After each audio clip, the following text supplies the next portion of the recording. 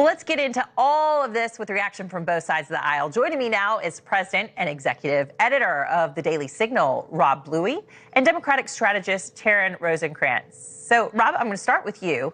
Axios saying today that the Republican Party is going through a, quote, dramatic ideological transformation, citing examples like RFK Jr. running as a Health and Human Services Secretary and former elected Democrat Tulsi Gabbard as Director of National Intelligence. Is the new Republican Party leaning a little to the left at all, do you think?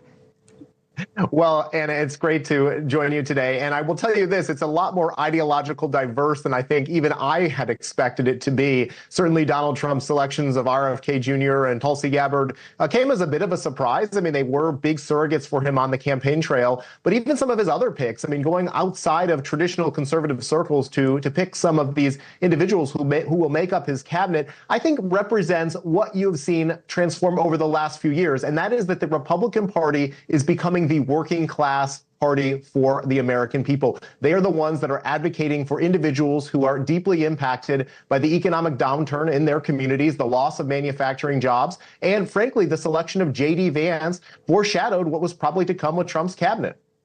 All right, Taryn, going to you. Republicans are set to take control of the Senate, yet incoming Senate Majority Leader John Thune said, quote, none of this is going to be easy.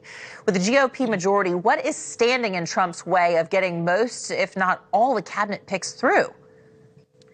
Well, he doesn't have a very overwhelming majority. And one of the things that's actually holding him up, which is kind of interesting, is that they should have signed that paperwork. And little known fact here is that they should have signed some paperwork back in October that would start the process for FBI background checks for these nominations that he's putting through, so that when you start having these confirmation hearings, they have the information available to them from these FBI background checks. And since they haven't done that, none of that has started to get this process in order. So the Senate won't have that information. They don't have that yet, but they're going to have to be able to go and weed through that. They're going to need to have that. They don't have they are going to have the Democrats' support and getting these folks across the board. And certainly Tulsi, who was previously on the terrorist watch list briefly. I mean, these aren't going to be easy. And without the FBI information, we're going to have to wait and see. But these are going to have to be things where you're going to really have to dig in and be questioned and really have to answer to some of these things that are eyebrow raising. I think you guys used earlier, yeah. I think is really true. And there's going to be a lot of questions. Yeah, well, this is where the skeletons always come out of the closet on both sides of the aisle. You feel for these people in some ways going through all of it. I mean, every little bit of their past is being sorted through with a fine-tooth comb.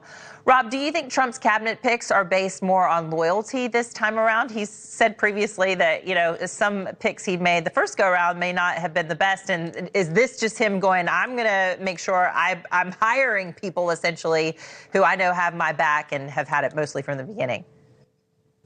And as somebody who covered the first transition 8 years ago, this is markedly different. That is for sure. First of all, the rapid pace that Trump is moving with this month since the election is a stark contrast to 2016. And I think that you're absolutely correct. They are a more loyal group, but I think also they're more committed probably to the America First platform that Trump has articulated throughout the course of the campaign. He's looking for people who will be able to implement the agenda. And remember, the old adage in Washington is personnel is policy. So if you don't have the right people in the right jobs, you're not going to be able to accomplish the agenda that you've promised to deliver for the American people. Yeah, and it's interesting to see Senator Marco Rubio there, such close allies now, when he used to call him Little Marco, 9 years ago or whenever it was.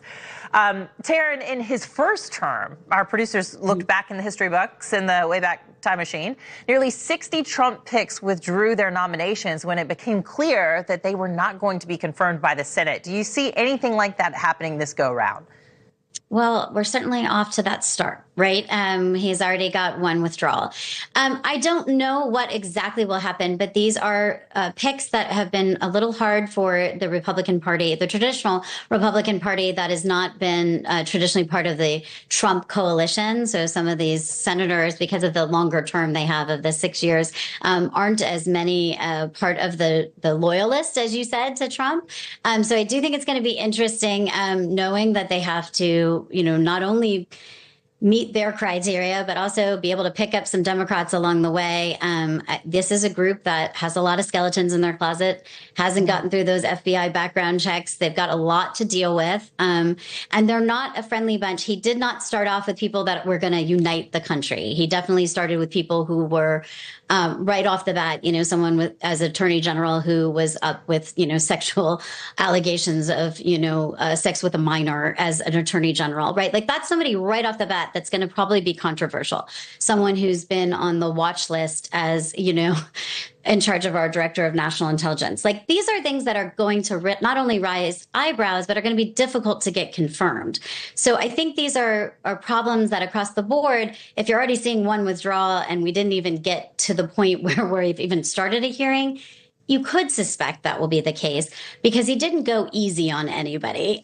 He certainly was like, let's do some shock and awe is what I think we were calling it last week with our nominations. And let's just throw it out there and see what kind of reaction we can get, as he likes to do. Well, Taryn and Rob, we really appreciate you arguing both sides. You're a Democratic strategist, Taryn, and Rob, you're the executive editor of the Daily Signal. Appreciate you coming on NewsNation Now. We'll see how it all shakes out.